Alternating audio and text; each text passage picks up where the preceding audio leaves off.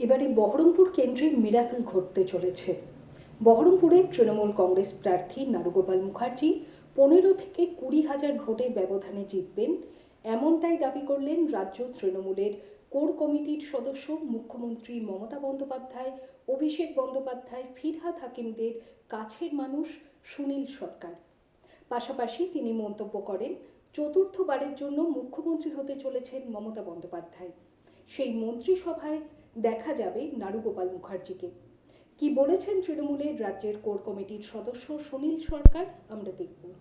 দেখুন, আমাদের নেত্রী মমতা দি, অভিষেক ব্যানার্জি প্রচার চালু হয়েছে, নর্থ বেঙ্গল থেকে স্টার্ট করেছে। আমিও একটা মিটিং নর্থ বেঙ্গলে ছিলাম। তার মধ্যে যে আমরা যে এখন দেখছি যা আমরা কঠিন আমরা মনে করছি না। আমাদের কাছে যে টার্গেট আছে, আমরা 200 থেকে 220টা সিট পাবো। প্রেজেন্ট যে বহরমপুরে যে প্রার্থী দিয়েছে নারুগোপাল মুখার্জিকে দিদি, নারুগোপাল আমার ক্লোজ বন্ধু। নারুগোপাল মুখার্জি এখানে কমসে কম 15 থেকে 20,000 ভোটে জিতবে।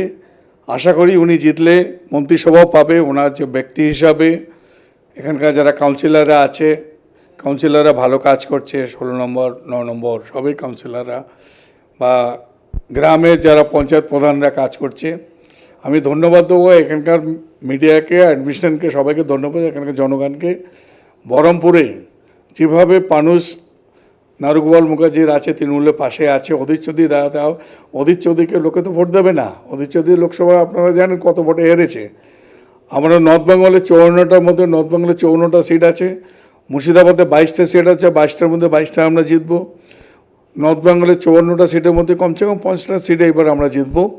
আর পশ্চিম বাংলার মধ্যে আমরা 294টা সিটের মধ্যে আমরা 220 থেকে 230টা সিট পাবো। বিজেপি 40 থেকে 40টার মধ্যে, বিজেপি 30 থেকে 40টার মধ্যে নামবে। আমার আইডিয়াতে, আমার এক্সপিরিয়েন্সে, আমি তো ভারতবর্ষের সব জায়গায় যাই। ফেডারেশনের ডিউটিতে আমি 2 দিন আগে তামিলনাড়ুতে ঘুরে আসলাম, কেরালায় ঘুরে এসেছি, আমার প্রজেক্ট আছে ফেডারেশন ডিউটি। সেখানটা অলরেডি আমরা ডিসকাশন করেছি কী হবে ভোটে। পশ্চিমবাংলার লোক এচআরএ নিয়ে যেভাবে পাবলিক বিজেপি গভর্নমেন্ট হ্যারাসমেন্ট করেছে সাধারণ মানুষদের, বয়স্ক লোকদের, নোটবন্দি, গ্যাসবন্দি, কী না করছে বলুন। এতে মানুষ তো একটা ক্ষিপ্ত হয়ে গেছে। এই যে নাটক করছে মোদির সঙ্গে, নরেন্দ্র মোদী আর ডোনাল্ড ট্রাম্পের একটা ইরাক যুদ্ধ নিয়ে, ইরান নিয়ে চালু করে দিয়েছে। এটাতে নিয়ে গেছে দেশের পক্ষে, আমাদের ভারতের পক্ষে বিরাট ক্ষতি করে দিয়েছে। সেটা সাধারণ মানুষ আজ গ্যাসের লাইন দিয়ে দাঁড়াতে হচ্ছে। আমাদের মতো লোককে গ্যাসের জন্য লাইন দিয়ে দিতে হচ্ছে। সাধারণ মানুষ তো ছেড়ে দেন, তো মানুষ তো ভালো চোখে নেবেন না। অভিষেক ব্যানার্জি আমাদের সংসদ সাধারণ সম্পাদক মিটিংয়ে নর্থ বেঙ্গলে আপনারা শুনেছেন, দিদির ভাষা দিদি বলেছে সব কিছু। আমরা আশা করি এই পশ্চিমবাংলার মধ্যে আমরা চৌথাবার সরকার আমরা গঠন করছি। মমতাদি চৌথাবার মুখ্যমন্ত্রী হবে।